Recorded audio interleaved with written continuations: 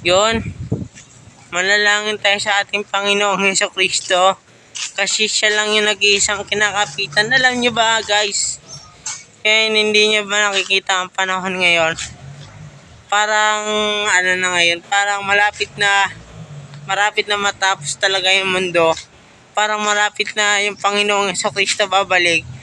Kaya sabi ko sa sarili ko, habang buhay pa tayo, magpakabait tayo, gumawa tayo ng mga mabubuti sa kapwa natin. Mahalin natin yung kapwa natin. Mahalin natin yung mga magulang natin, mga mahal natin sa buhay. Ito ang pinaka malupit. Mahalin natin ang Panginoong Hesukristo. Yun ang tandaan natin. Kahit ano pa yung dumaan na unos, bagyo, nandiyan pa rin ang Panginoon. Kaya kang gabayan oras, minuto. Basta mananalig ka lang sa Kanya. Kasi siya ang number 1 na gumagabay sa iyo araw-araw.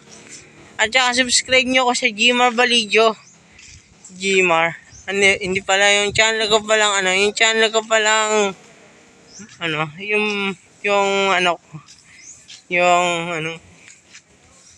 yung main channel ko, i-subscribe nyo. Yung itong channel na to, Limarig ni Baligyo, i-subscribe nyo to.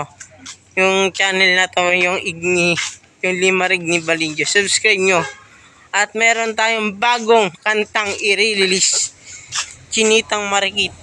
Yan, i-release natin yan, Chinitang Marikit. Basta tandaan nyo lang, subscribe, share, follow, and likes sa mga videos ko. Yan. Tulungan nyo po ako para po makasahod na po ako dito sa YouTube channel ko. Yan. Small YouTuber pa lang tayo ngayon. Nagsisimula pa lang. Kasi kung hindi lang nabura yung dati kong channel, baka nasa 500, 600 na yung yung subscribers ko. Pero gumawa ako yung nakarang taon. First vlog ko doon dito sa YouTube channel ko, yung comeback.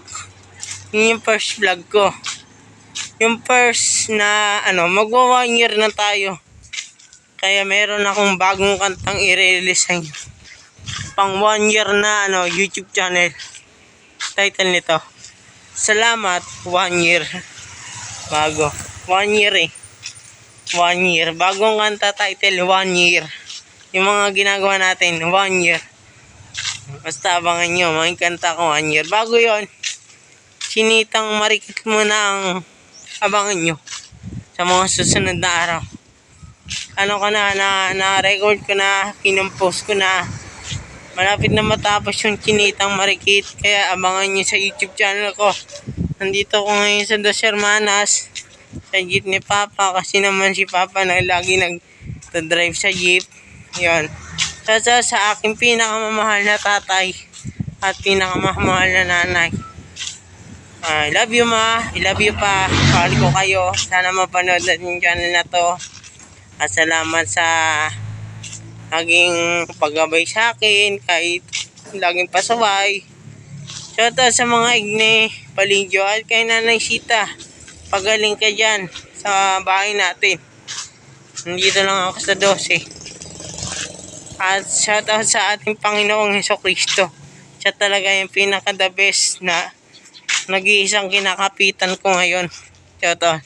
At dito sa Dos Hermanas, shoutout mga tao dito. San Fernando, pauwi na ako dyan.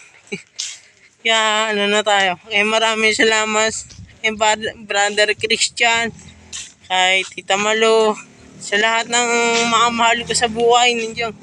Yun, kanila, sa lahat.